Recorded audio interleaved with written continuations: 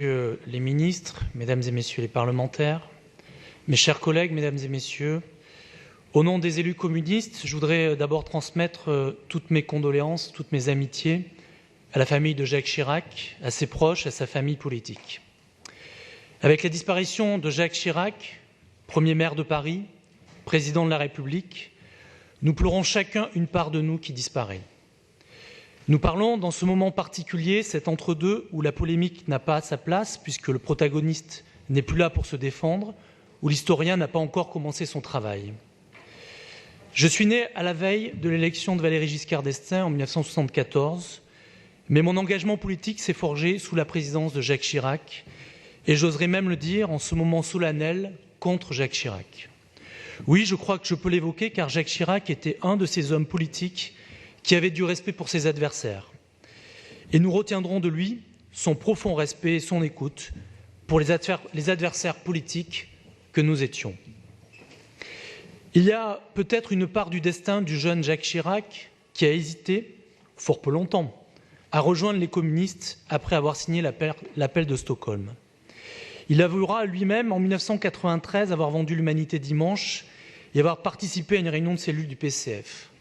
Un détour qui construira une légende de gauche, alors que tous ses actes et décisions politiques ont toujours été bien à droite. Les communistes, a fortiori les communistes parisiens, ont été ses farouches adversaires. Il faut se souvenir que c'est Henri Fisbin qui lui tient tête aux élections municipales en 1977, arrivant en tête du premier tour dans le cadre d'une liste de l'Union de la gauche. Oui, en 1977, Paris aurait pu avoir comme premier maire un communiste, mais Paris a eu Jacques Chirac, et Jacques Chirac respectera pour toujours les communistes parisiens. Il a gardé une affection pour cette autre France, celle des communistes du maquis de la Corrèze et du Limousin, dans lequel était mon grand-père, comme celle des communistes parisiens qui ont participé à la libération de la capitale. Ces femmes et ces hommes qui ont été une part de l'honneur de la France dans ces moments les plus terribles. Jacques Chirac a une relation singulière avec Henri Malberg, l'un de mes plus illustres prédécesseurs. Combien de fois Henri, dont la virulence mais aussi l'élégance de ses attaques contre la politique du maire de Paris, soulevait des broncas du côté de l'hémicycle droit. Jacques Chirac faisait taire ses compagnons, tranchant sèchement leur bavardage par un « taisez-vous, écoutez M. Malberg, il est la voix du peuple de Paris ». Il illustrait cette formule de Malraux, constatant un jour l'absence de députés socialistes et centristes au Parlement sur un débat sur la culture auquel seuls les communistes et les gaullistes assistaient. Entre vous et nous, il n'y a rien. Ce petit rien, ce sont nos liens historiques entre gaullistes et communistes qui nous ont unis pendant la Résistance et qui se traduit par un geste symbolique du maire de Paris qui a maintenu le groupe communiste au Conseil de Paris alors que les communistes ne comptaient plus que quelques élus. Cette époque est révolue, mais cette communauté d'intérêt est née dans la fièvre de la libération et a laissé et laissera des traces. Et pourtant, toute la carrière politique de Jacques Chirac s'est faite dans le combat contre l'alliance socialo-communiste, comme il le disait lui-même à l'époque. La virulence d'ailleurs de la campagne de 81 peut en témoigner. L'homme dont nous parlons a aussi sa part d'ombre et de lumière.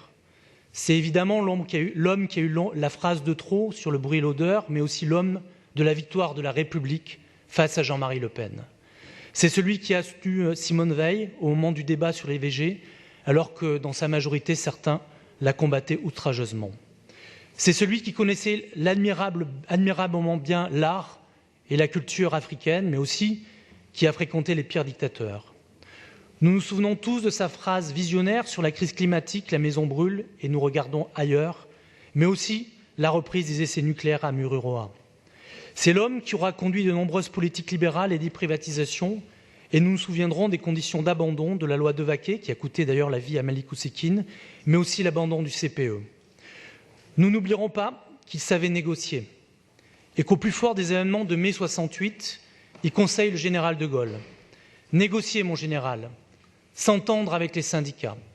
Et il fut l'envoyé spécial qui rencontra en secret Henri Krasuki pour sceller les accords de Grenelle. Ce fut l'homme qui sut enfin reconnaître la part de responsabilité de la France dans la déportation des Juifs dans les camps de la mort et parmi eux de nombreux communistes.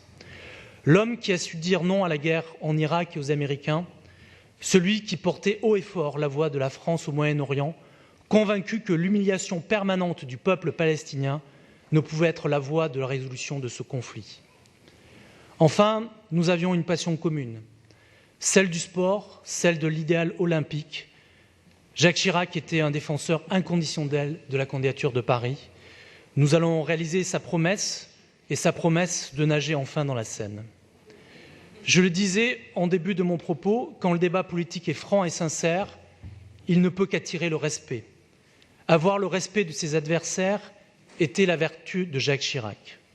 Il nous laisse à tous en héritage 3 grandes questions politiques importantes qu'il aura pointées.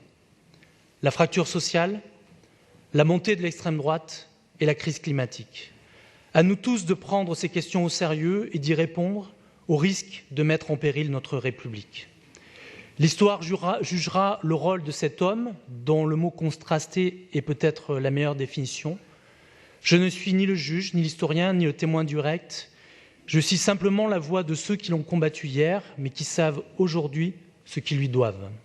Au nom des élus communistes, je m'incline devant Jacques Chirac, devant son opposition, devant le maire de Paris, qu'il a été pendant 18 ans, et le président de la République pendant 12 ans. Merci beaucoup, Monsieur le Président.